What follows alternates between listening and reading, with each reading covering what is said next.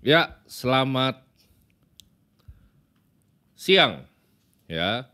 Jadi di siang hari ini kita bakal banyak bahas bro mengenai market finansial. Yes. Dan kayak biasa, karena kemarin udah banyak banget yang ngantri bro, pengen ditelepon bro, yang ngantri telepon 1.000.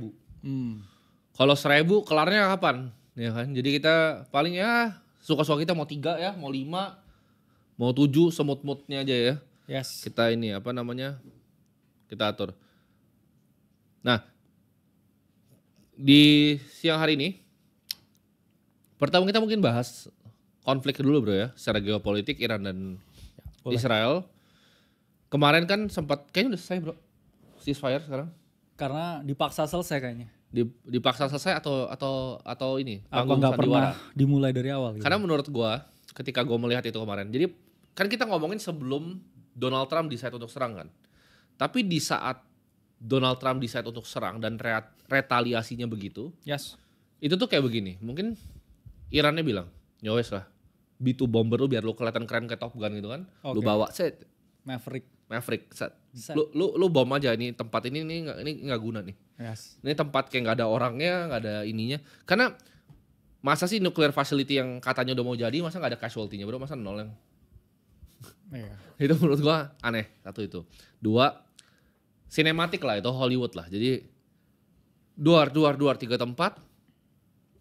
Ini Iran udah ngomong yang ini ya, biar lu Oh. kelihatan keren gitu. Oke, Amerika bilang, oke gue punya airbase-nya di Bukan Qatar keren nih, bro, mungkin kata keren pas sinematik. sinematik Kalau anak ya. sekarang ya. Terus kalau misalnya Iran juga mesti kelihatan keren dong. Jadi Amerika bilang, oke gue punya airbase satu nih di Yes. Qatar nih, yang lu bisa tembak 13 misil dan ya paling di intercept sama Qatar, kita udah tahu bilang Qatar gitu. Orang udah minggir semua, lu tembak misilnya. Jadi sepertinya itu, ini bukan cuman pandangan kita ya, ini pandangan apa pegiat financial market di seluruh dunia ya. Karena ketika jadi yang pas Trump bom awalnya orang belum sadar, tapi ketika misilnya terbang ke Qatar bro, itu market langsung hijau.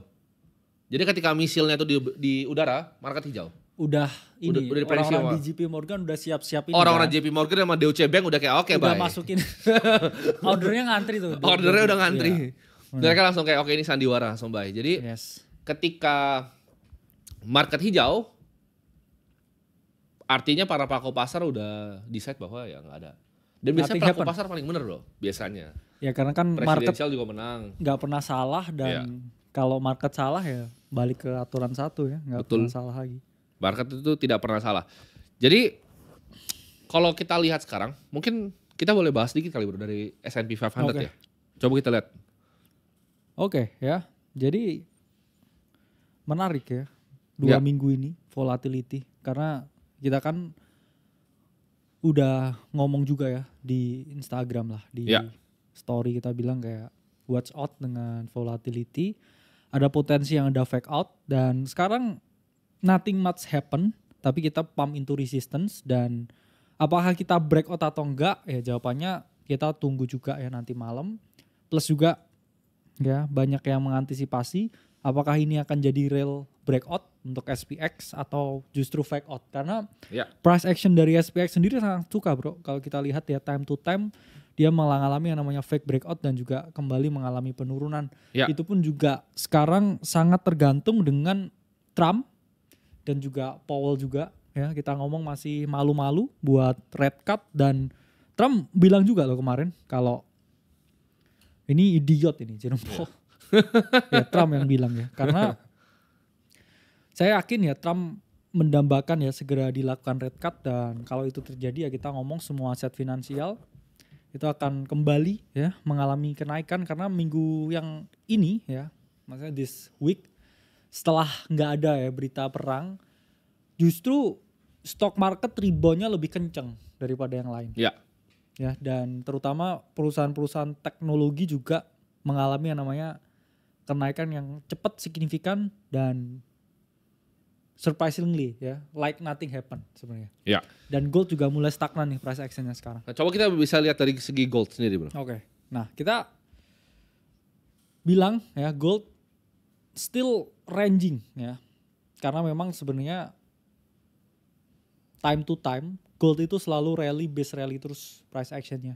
Jadi kalau kita ngomong di sini apakah ini akan sustain, saya lihat juga based on price action di weekly chartnya ini masih sustain bro untuk Ya. gold. Ya kita ngomong setiap kali ya gold ini melakukan yang namanya technical correction di 13 EMA, dia kembali terus ya mengalami kenaikan over and over and over again. Jadi I think ya this gonna be good area ya untuk Ya. gold di 3.200, 3.300 untuk exposure jangka panjang.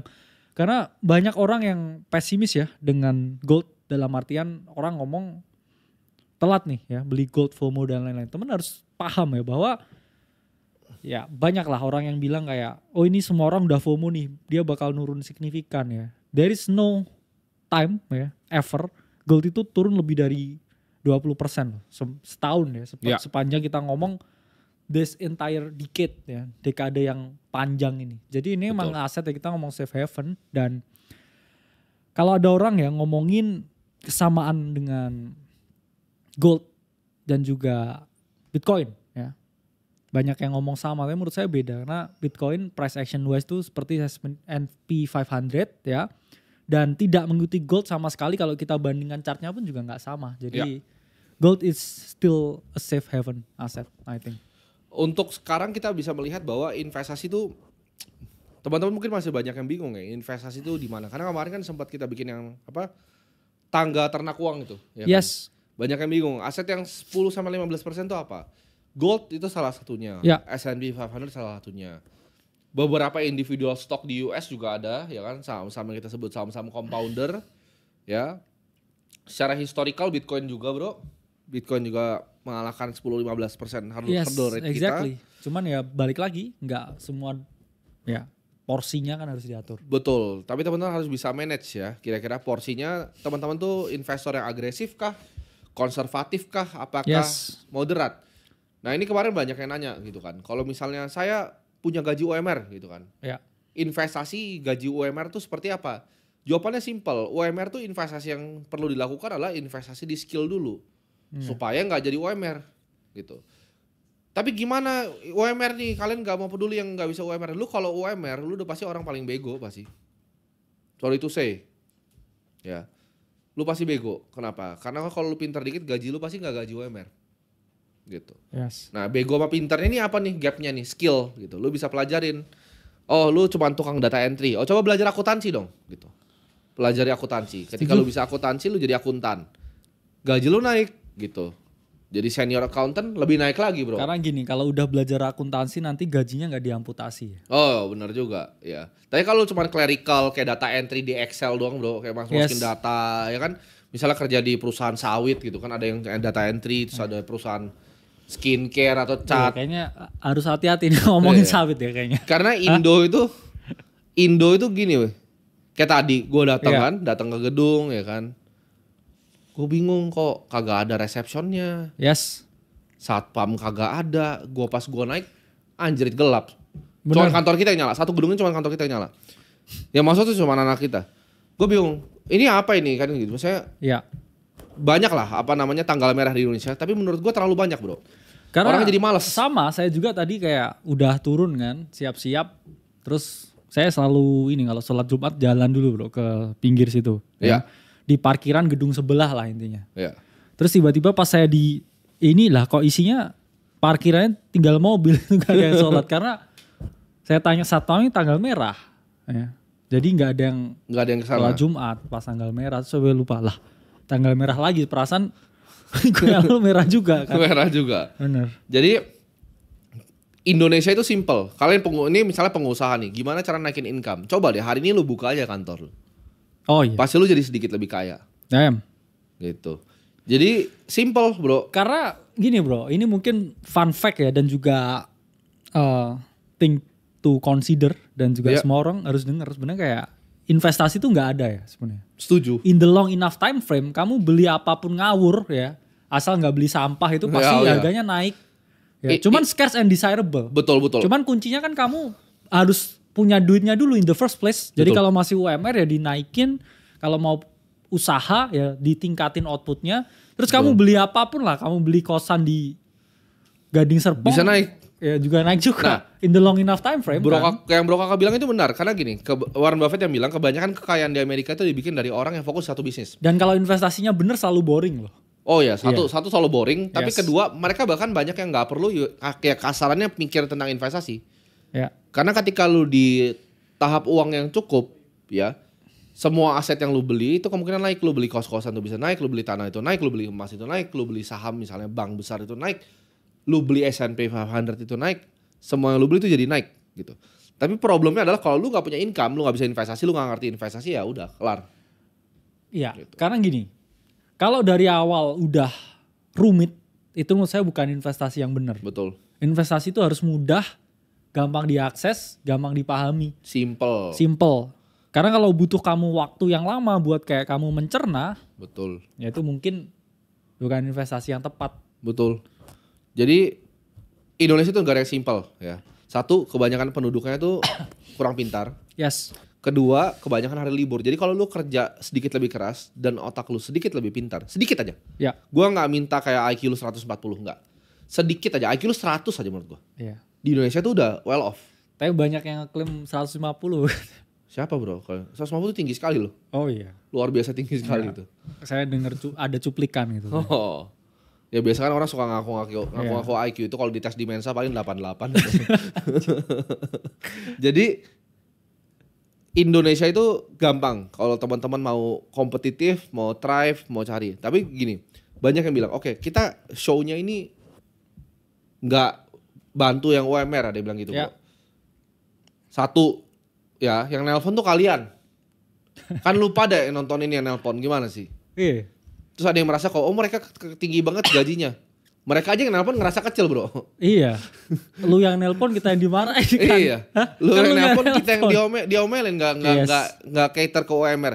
Jawabannya kalau ada yang nelpon UMR nih, dia tanya, bang gue gaji UMR nih. Gue cuma ngomong gini kan. Oke lu hemat-hemat lah gitu. Yes. Investasi juga apa bro? 2 Iya, juta. Apa? Lu mau beli apa 2 juta? Oke. Yes. Lu beli Palantir deh 2 juta ya kan. Naik bro 400%. Tapi Lu untung 6 juta, lu jadi 8 juta kan duitnya? Bener. Hah? Bener. Coba gua gimana bro? Dia gini nih. Lu punya gaji 2 juta. Gaji 4 juta. Lu berhasil nabung 2 juta setengah tuh udah oke banget kan 50% saving rate kan? Wah itu bukan nggak oke lagi, itu hidupnya menderita. Menderita. Terus investasi di yang paling terbaik dari 2024 Palantir gitu. Dia ikut gua lah beli Palantir gitu. Duitnya jadi 8 juta. Emang hidupnya berubah bro? Enggak. Sadar lu.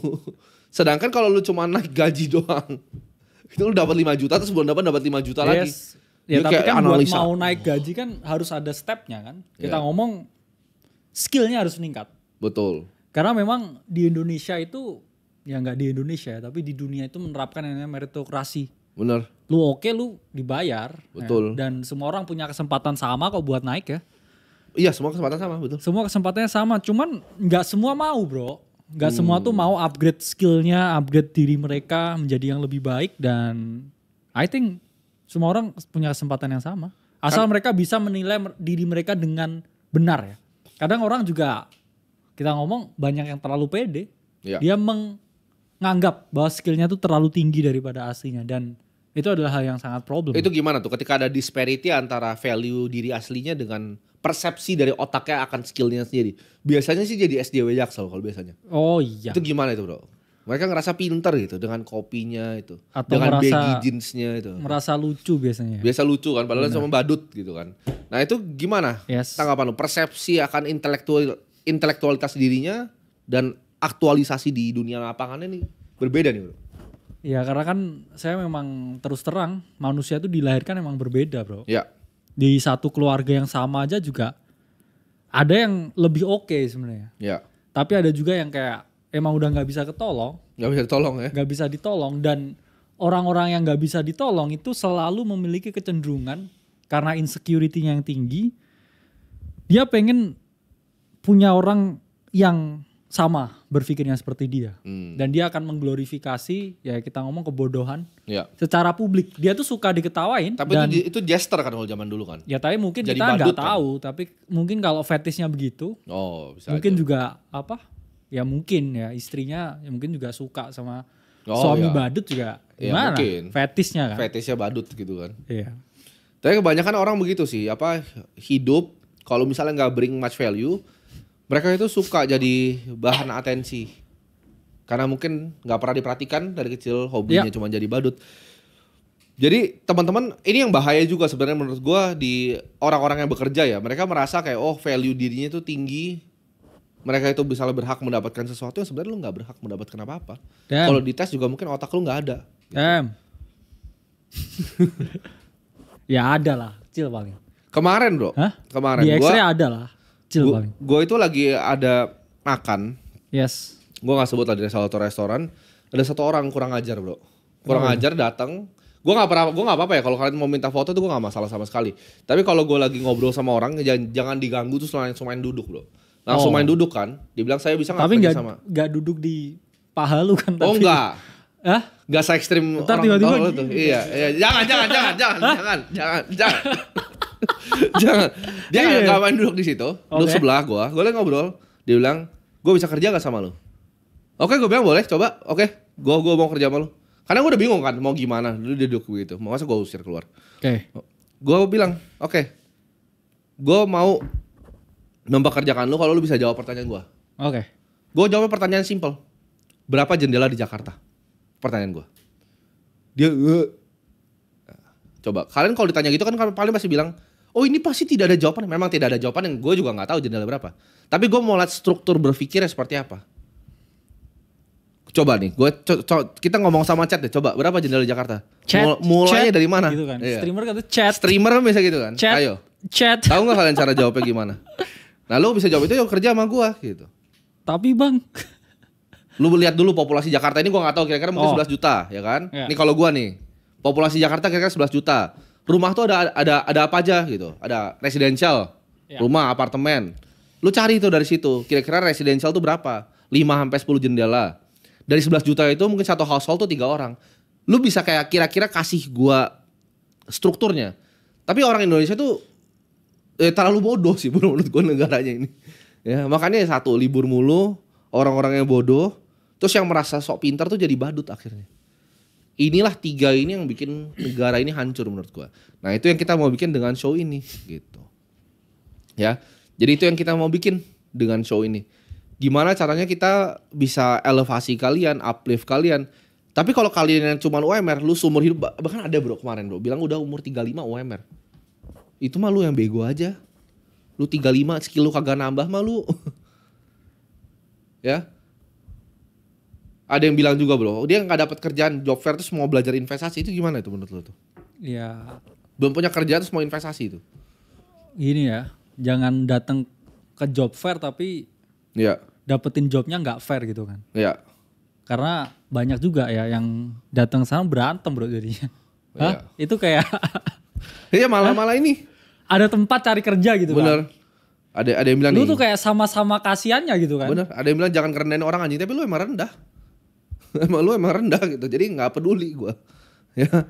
Enggak, maksudnya gini kan, sama-sama kayak ya sama-sama cari kerja kan sama aja kayak cari makan kan bro.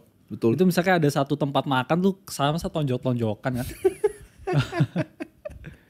Ini ada yang nih balik lagi misalnya contoh ada yang chat so pinter nih. Lihat BPS jumlah rumah bang dan data makin jendela. Enggak, jadi itu tuh interview level hedge fund tuh ditanya seperti itu gitu. Ditanya berapa kucing di Cina, berapa jendela di Jakarta. Mereka mau lihat strukturnya, ini ada yang sok-sok pinter. Lihat BPS jumlah rumah bang. Nggak gitu cara jawabnya bego.